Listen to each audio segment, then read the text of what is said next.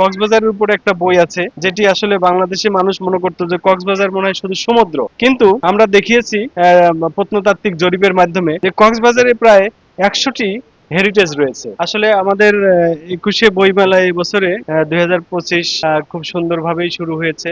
আমরা সত্যি যে প্রচুর দর্শক আমরা প্রথম থেকেই দেখতে পেয়েছি, আর স্পেশালি আজকে তো একেবারে জনসমুদ্র পরিণত হয়েছে এই বাংলা একাডেমি প্রাঙ্গণ। তো আমাদের প্রত্নতত্ত্ব স্টলে আমাদের এই যে প্রায় 70-80টা আইটেম আছে বইয়ের। আর এবছর অবশ্য এখন পর্যন্ত নতুন বই না আসলেও যে বইগুলো আমাদের গত কয়েক বছরে আসছে, এই বইগুলো প্রায় সবই নতুন বই। বিশেষ করে বাংলাদেশের প্রতিটা জেলা, প্রতিটা মানে বিভাগ, একেবারে আমাদের যতগুলো সংরক্ষিত পুরাকীর্তি আছে সেগুলো আমরা একদিকে নিয়ে এসেছি অ্যালবাম।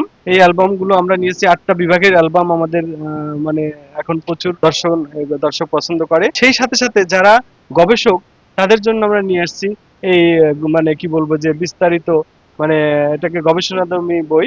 যদিও নামটা গাইড, কিন্তু আসলে এটা বিস্তারিত এবং এটা খুব মানে গবেষণাধর্মী বই আমি মনে করি। এটাও 8টি।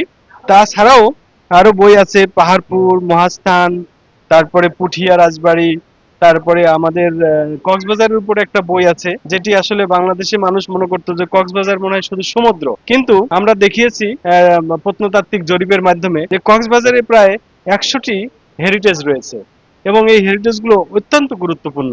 তো সেগুলো যদি মানে দর্শন যারা মানে পর্যটক দেখতে যায়, তাদের কিন্তু মানে শুধু সমুদ্র না, তার পাশাপাশি তারা হেরিটেজ গুলো দর্শন করতে পারবে।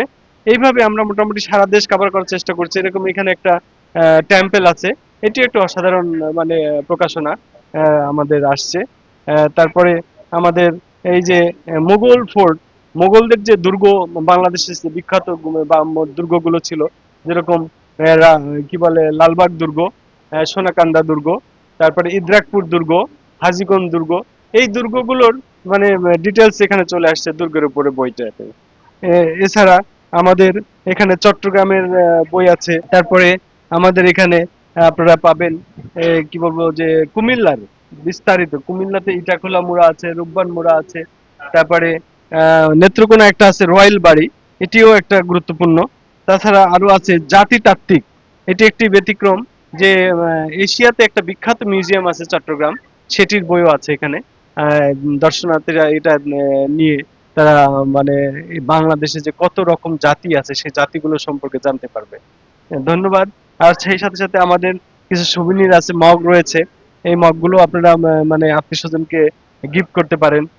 তারপরে আমাদের এখানে টেরাকোটাও রয়েছে। এই টেরাকোটা গুলো খুব সুন্দর, এগুলো মানে আপনাদের মনের খোরাক মিটাবে।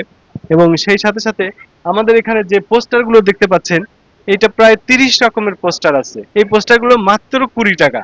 এই মানে 20 টাকা দিয়ে আপনি ঘরকে মানে অত্যন্ত নান্দনিক ভাবে সাজাতে পারেন। তো আমি মনে করি যে হয়তো আরো প্রায় 7 দিন আছে। এই 6-7 দিনে আমি মনে করি যে যারা কি বলবো যে বই দেখতে আসছে, তারা অবশ্যই বই কিনবে। বই আহ, কেনার কথা আপনারা জানেন যে সেই সৈয়দ মুজতবা আলী বলেছে যে বই কিনে কেউ দই নেওয়া হয়নি। তো সত্যি সত্যি